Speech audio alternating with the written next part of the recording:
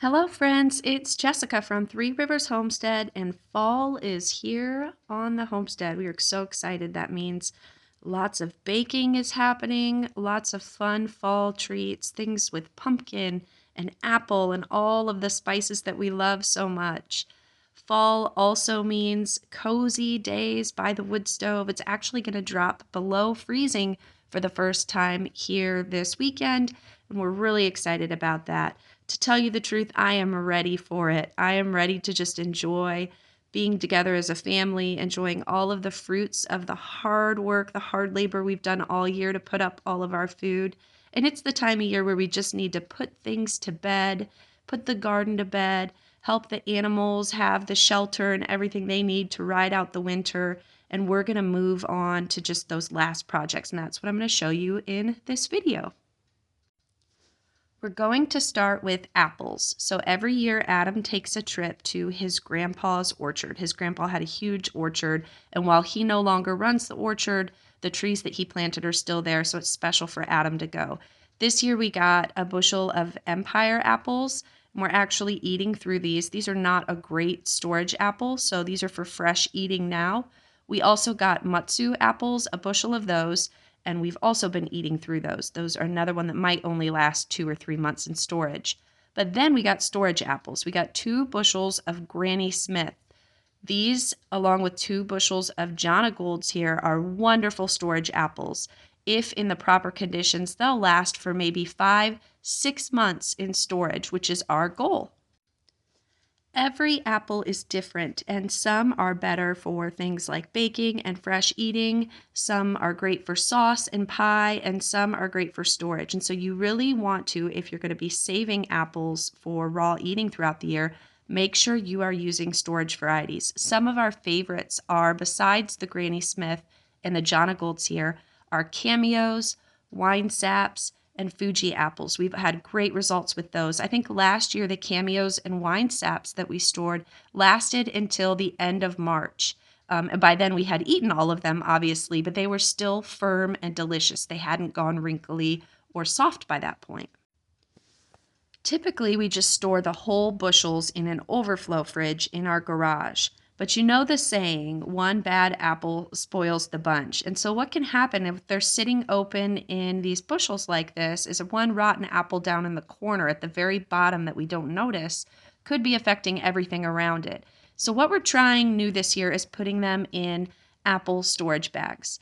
Apples definitely store better when they're in a plastic bag. It helps retain more of the humidity and will prevent some of the wrinkling and drying out that will not preserve the freshness of the apples. So we are trying that. We ordered half peck bags here, and what we're doing is packing 10 apples per bag. That's enough, since we're a family of 10, for everybody to enjoy one apple for a snack or for a meal or something like that. I have done videos on how I have preserved apples in other ways, and I will link one in the video description that shows 6 different ways I canned up and preserved apples.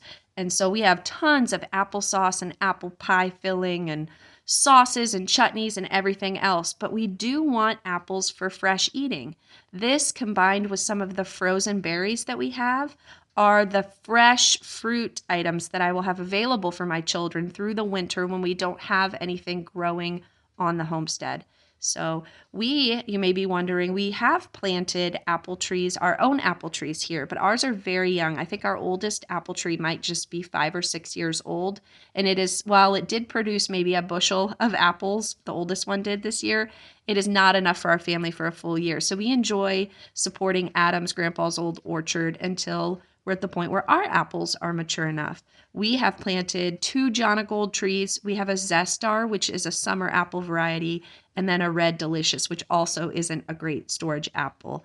Will be more for fresh eating. So here we go. This is our overflow fridge in the garage. Besides keeping apples in it, up here on the top shelf, you'll see that this is where we store our rendered tallow and lard. Because it isn't canned and sealed, it will last longer if it is put in the fridge, since we don't have a cold room available for it. That's why that's not down in our pantry. The rest of this fridge is all for apples. So we have about 35 bags here. That will allow us to come grab 2 or 3 per week and should last us through all the way until the end of March, hopefully. And so the kids will be able to have that a couple times a week as a fresh fruit snack. It's really important that the kids have fresh fruit in the off season for us. So this overflow fridge sits out in our garage with our freezers, and I plan to do a freezer tour for you in the coming weeks to show you what else we keep out here. I have 1 bushel of these other non-storage variety apples that I mentioned, and then a little bit left over here of these matsus. These are going to be turned into sauce and be used for fresh eating here throughout the rest of this month. And as I've mentioned before, my policy is that when 7 quart jars are emptied, I refill them with something. And since I have these apples sitting on the kitchen counter that aren't going to store really well, I decided I had the empty jars. Why not go ahead and can something with them? This is how I keep my pantry stocked throughout winter. Whenever I have empty quart jars, I just find something that, whether it's rendering down some tallow that I could fill the jars with, finding frozen tomatoes, processing apples that would otherwise go soft if they sat out. I find something that I can, maybe grab some meat and make a soup or something. And then I fill those quart jars back up and take them back down to the pantry full instead of empty. So I got my apples sliced up here. We went ahead and filled the jars, and I have done several videos before on how I can my apple pie filling. I also save all of my cores to make apple scrap video, and in that apple video that I linked in the description, it has all of the recipes for all of these items. But I can never have enough apple pie filling in storage. We are at the point now with these children, I don't even eat pie, and Hannah's too young to eat pie, but with just 8 of them eating it, we need 2 pies per meal at a minimum. And then, of course, we can never have enough apple scrap and apple cider vinegar. We use this to make salad dressings. We use it for just general health, for our animals' health, all sorts of things. So we can never have enough. As I mentioned, it is the time of year that we need to start focusing on getting things ready for winter in the outdoors as well. The animals, there's a little bit of preparation that we need to do. We need to insulate some of the coops and shelters to make sure that they will be warm as they bed down for the winter. We need to make sure that all of our waters and things are going to be able to handle the freezing temperatures and to make the chores easier for the kids throughout the winter. So just a lot of things like that we need to do. Of course, as always, we're stocking up on wood. This wood right here is fresh and will be for next year, but we're still taking down dead trees on the property and things to make sure that we have enough wood for the winter. And this week I was able to do pretty much my final gardening task for the year. You may see that we still have things growing. There's celery, tomatoes, we have all sorts of greens, turnips, root vegetables, and some herbs still growing in the garden that we can eat from fresh. We have not had a hard enough frost yet this year to kill everything.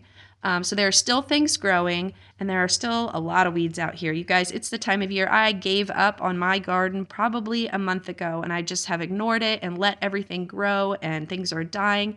It's an ugly garden this time of year, but I am okay with that because my priority since about the end of August has just been educating my children and throwing any extra energy after the canning and everything else I have going on, it's going into the children. So what I did this week, I was able to clear out 2 little garden beds here, and we are going to plant garlic.